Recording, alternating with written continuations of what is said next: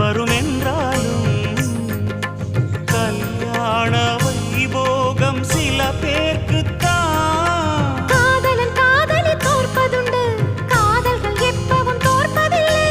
ஓர் மனம் ஒருவரை ஏற்பதுண்டு, இன்னொரு உறவினை ஏற்பதில்லை. நிரா